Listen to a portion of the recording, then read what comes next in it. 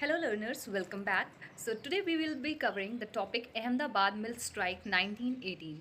In the very beginning, I have told you that as soon as Gandhiji returned back to India, he continued with his satyagraha. He continuously fought three satyagraha. That was first one Champaran Satyagraha, second one was Ahmedabad Mill Strike, and third one was Kheda Satyagraha. So we will be discussing the second one, Ahmedabad Mill Strike.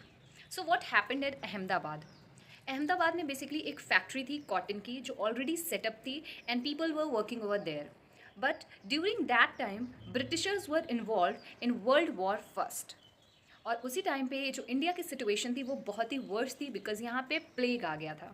Plague is a sort of disease that occurred or took place in India at that time, means at the time of World War First.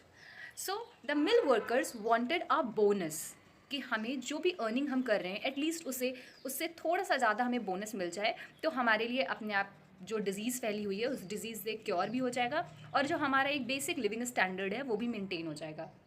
But the mill owners were not ready to pay the bonus amount to the workers. At least they wanted a 50% bonus. जो हमारे मिल workers थे वो demand कर रहे थे 50% hike अपनी salary में या 50% का बोनस अपनी सैलरी में. लेकिन जो मिल ओनर्स थे वो रेडी ही नहीं थे उनको वो अमाउंट पे करने के लिए. वो रेडी कितने अमाउंट पे थे? They were ready at 20%. So mill owners were not ready to pay such a huge amount to the workers.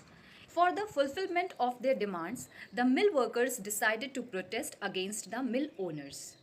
उन्होंने सोचा कि जैसा चंपारण में सत्याग्रह हुआ था we will do the same thing here also. ठीक है, वो सत्याग्रह करना स्टार्ट कर देते हैं बट मिल ओनर्स अभी भी अपनी जो बात थी उस पर ही थे. They were not ready to pay such a huge bonus to the mill workers. उन्होंने इवन ये भी बोला कि अगर आप काम नहीं करोगे तो हम बॉम्बे से वर्कर्स ले आएंगे और मिल तो चलेगी ही, इट विल कंटिन्यू और आपकी जो नौकरी है वो भी इवन चली जाएगी. To cope up with this problem जो मिल वर्कर्स हैं they called Gandhi ji to help them. Gandhi ji ने उन्हें एक सलाह दी कि काइंडली जो आप ये 50% का बोनस मांग रहे हो उसको थोड़ा सा डिक्रीज कर लो, 35% की मांग कर लो. मिल वर्कर्स वर रेडी. उन्होंने अब जो अपनी डिमांड थी 50% बोनस की उसको डिक्रीज करके 35% बोनस पे वो आ गए. बट द मिल ओनर्स और the British government were not ready. अभी भी जो ब्रिटिश गवर्नमेंट थी वो रेडी नहीं हो रही थी इस बोनस के लिए. इसके लिए गांधी जी ने क्या किया? हंगर स्ट्राइक की अनटू डेथ. और ये इनकी फर्स्ट हंगर स्ट्राइक थी इन द इंडियन हिस्ट्री.